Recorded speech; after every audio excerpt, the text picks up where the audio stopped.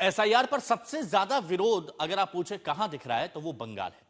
TMC किसी तरह से केंद्र और चुनाव आयोग को घेरने की कोशिश में जुटी है। ममता बनर्जी ने बीएलओ की मौत को लेकर सरकार को घेरा और ममता बनर्जी पूछ रही हैं कि गुजरात, मध्य प्रदेश, राजस्थान में हो रही मौत का जिम्मेदार कौन है। ममता का आरोप है कि बीएलओ को धमकाया जा रहा है, जिसकी वजह से वो दबाव में आके जान दे रहे हैं। ये ममता बनर्जी की तरफ से आया है। बीएलओ को बोलता है जेल में डाल देंगे, आपको नौकरी खा लेंगे। आपका नौकरी कितना दिन रहेगा, पहले आप बचाओ। लोकतंत्र रहेगा लेकिन आप लोग नहीं रहेगा। कोई लोग एसआईआर में सुसाइड नहीं कर रहे हैं। अभी पश्चिम बंगाल में जैसा डेंगू होता था तो सब डॉक्टर को बोल दिया था कि डेंगू प्रेस्क्रिप्शन में लिखना मना है। ऐसा ही अगर एसआईआर कोई भी किसी का लोग का मौत हो रहा है तो सब जगह में ऐसा बोल दिया है। शशांक घाट में भी ऐसा बोल दिया है, तो डेथ सर्टिफिकेट डॉक्टर भी देंगे तो उसको भी धमकी दिया है। इसमें बोलना है कि एसआईआर में ये सुसाइड किया है, ऐसा चिंता में इसका स्ट्रेस लेवल ऐसा बढ़ गया था तो इसका हार्ट अटैक हो गया। ऐसे ही चल रहा है, कुछ भी नहीं हो रहा है, ये झूठ बोल रहा है। स्टेट गवर्नमेंट ने कोऑपरेशन किया है तभी तो चल रहा है। बाकी सोचिए, बैंक से आदमी लाए, रेल से आदमी लाए, कौन मना करता है, लेकिन सही नाम होना चाहिए। नाम की कटौती होगी, आग से खिलवाड़ होगा, हमें से बर्दाश्त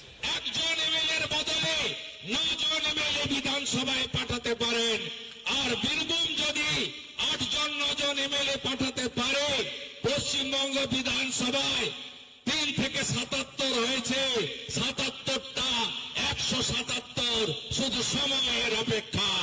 আপনাদের এই কাজটা করতে হবে।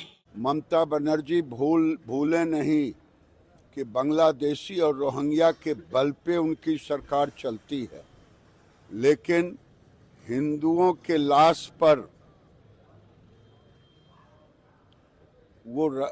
वो जिस ढंग से राजनीति कर रही है, वो राजनीति अब ज्यादा दिन चलने वाली नहीं। ममता बनर्जी ने कहा कि बीजेपी की नींव हिला देंगे बंगाल में अगर मेरे साथ कुछ भी गलत हुआ तो। कोई नींव नहीं हिला देंगे। वो वहां की सरकार भ्रष्टाचार की सरकार है, घुसपैठियों से के बल पे चलने वाली सरकार है। वहां की सरकार कटमनी की सरकार है। बंगाल की सरकार हिंदू विरोधी सरकार। अनुपम मिश्र हमारे सहयोगी कोलकाता से इस वक्त हमारे साथ में जुड़े हुए हैं। अनुपम, अलग अलग राज्यों में हमने देखा एसआईआर को लेकर किस तरह से विरोध हंगामा हुआ, लेकिन पश्चिम बंगाल में सबसे ज्यादा हंगामा इस वक्त एसआईआर पर देखा जा रहा है और ममता बनर्जी की ललकार भी सुनी जा रही है। इस वक्त क्या हालात वहां? जी बिल्कुल, पश्चिम बंगाल में सबसे ज्यादा विरोध इसलिए हो रहा है कि यहाँ की जो सत्ता है, यहाँ जो सत्तारूढ़ पार्टी है टीएमसी और उसकी जो सुप्रीमो है ममता बनर्जी, एसआईआर के खिलाफ हैं और शुरू से ही वो आरोप लगा रही हैं कि एसआईआर के पीछे एनआरसी लागू करने की कोशिश है।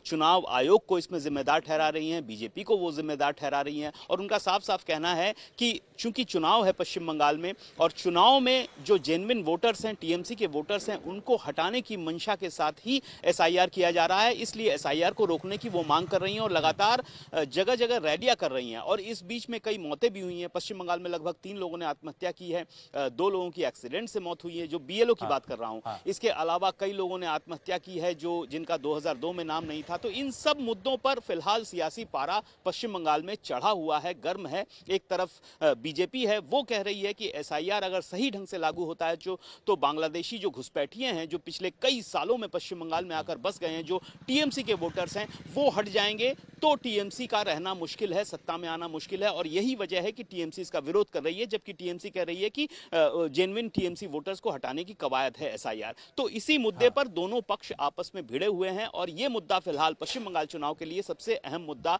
बनकर खड़ा हुआ है।